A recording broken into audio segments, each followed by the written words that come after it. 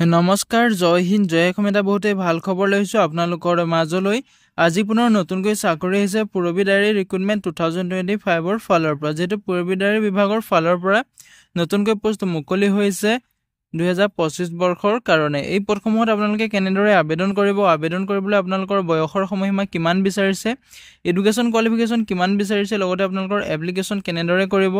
selection প্ৰসিডিউৰ কেনে ধৰণৰ হ'ব সম্পূৰ্ণ তথ্য এই ভিডিওটোত আলোচনা কৰিম ভিডিওটো শেষলৈকে চাব অলপ স্কিপ নকৰাকৈ যদি ভিডিওটো ভাল পায় তেনেহলে এটা লাইক কৰিব আৰু মোৰ চেনেলটোলৈ যদি প্ৰথমবাৰ কাৰণে আহিছে তেনেহলে চেনেলটো সাবস্ক্ৰাইব কৰিবলৈ নাপাহৰিব লগতে ভিডিও ডেসক্ৰিপচনত মই WhatsApp চেনেলৰ লিংক দিছো তাতো গৈ আপোনালোকে WhatsApp চেনেলটো ফলো কৰি ল'ব যাতে প্ৰতিদিনে জবৰ আপডেটসমূহ সকলোতকৈ আগতীয়াকৈ পাই থাকিব পাৰে ভিডিওটো সকলো বন্ধু বান্ধৱীলৈ শেয়াৰ কৰি দিব যাতে সকলোৱে জবৰ আপডেটসমূহ এই চেনেলৰ দ্বাৰা পাই থাকিব পাৰে যেহেতু এতে দেখিবলৈ পাইছে পুৰবী ডায়েৰী আসাম ৰিক্ৰুটমেন্ট 2025 ৰ ফালৰ পৰা যেটো 25 টাকৈ ভ্যাকেন্সি মুকলি হৈছে যদি আপুনি এই পদসমূহত ইন্টাৰেষ্টেড হয় এলিজিবল হয় আবেদন কৰিম বুলি ভাবিছে তেনেহলে ভিডিওটো শেষলৈকে চাব অলপ স্কিপ নকৰাকৈ পদসমূহত আপুনি কেনেদৰে আবেদন কৰিব আবেদন কৰিবলৈ আপোনালোকৰ বয়সৰ সময়সীমা কিমান বিচাৰিছে লগতে এডুকেশ্যন কোৱালিফিকেশ্যন কিমান লাগিব সম্পূৰ্ণ তথ্য ভিডিওটোত আলোচনা কৰিম ভিডিওটো শেষলৈকে চাব অলপ স্কিপ নকৰাকৈ ইয়াতে দেখিবলৈ পাইছে যেটো পুৰবী ডায়েৰী আসাম ৰিক্ৰুটমেন্ট 2025 ৰ এটা ওভাৰভিউ দি আছে আপোনালোকে ইয়াতে দেখিবলৈ পাইছে অৰ্গানাইজেশ্যনটোৰ নেম হৈছে পুৰবী ডায়েৰী আসাম জব টাইপটো হৈছে আপোনালোকৰ এটা প্ৰাইভেট জব হয় যদি আপুনি প্ৰাইভেট জব কৰিব বিচাৰে এই জবটোৰ প্ৰতি আপুনি আবেদনসমূহ কৰি ল'ব পাৰিব নেম অফ পোষ্টৰ নাম হৈছে আপোনালোকৰ মেনেজাৰ আৰু এসিস্টেন্টৰ পোষ্ট মুকলি হৈছে টোটাল ভ্যাকেন্সি ইয়াতে 25 টা পোষ্ট দেখিবলৈ পাব কোৱালিফিকেশ্যনৰ ক্ষেত্ৰত ক'বলৈ গ'লে যদি আপোনালোকৰ গ্ৰেজুৱেচন আছে পোষ্ট গ্ৰেজুৱেচন কৰি থোৱা আছে তেতিয়া আপুনি পদসমূহত আবেদন কৰিব পাৰিব এপ্লাই মোডটো আপোনালোকে অনলাইন মাধ্যমেৰে আবেদন কৰিব পাৰিব এপ্লাই লাষ্ট ডেটটো 31 অক্টোবৰ তাৰিখলৈকে আপোনালোকৰ এপ্লাই লাষ্ট ডেট আছে যদি আপুনি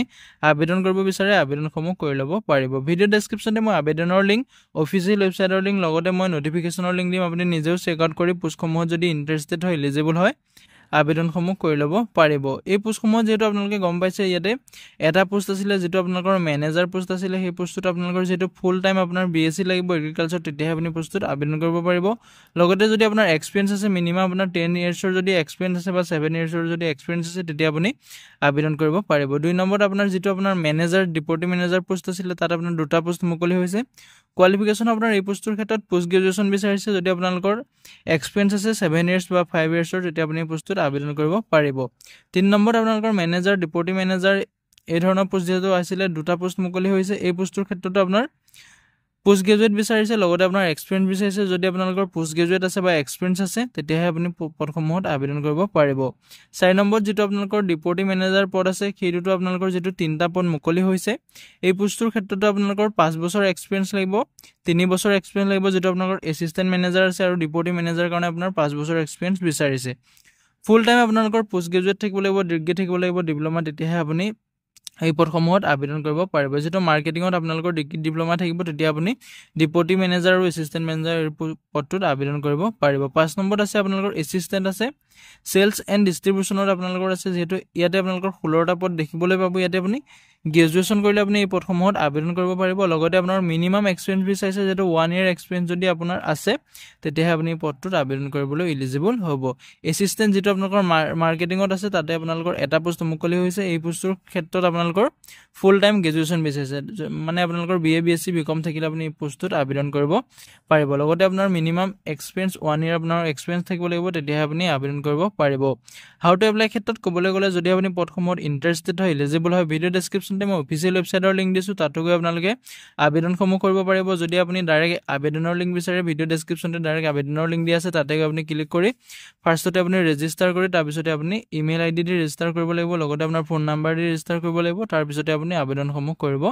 পাৰিব এপ্লিকেশ্যন ষ্টাৰ্টটো যেটো আজি তাৰিখৰ যেটো 11 অক্টোবৰ তাৰিখৰ পৰা আজিৰ পৰা এই পোষ্টসমূহত এপ্লিকেশ্যন প্ৰক্ৰিয়াটো ষ্টাৰ্ট হৈ গৈছে লাষ্ট ডেটটো আপোনালোকৰ 31 অক্টোবৰ তাৰিখলৈকে আছে যদি আপুনি ইন্টাৰেষ্টেড হয় এলিজিবল হয় পদসমূহৰ প্ৰতি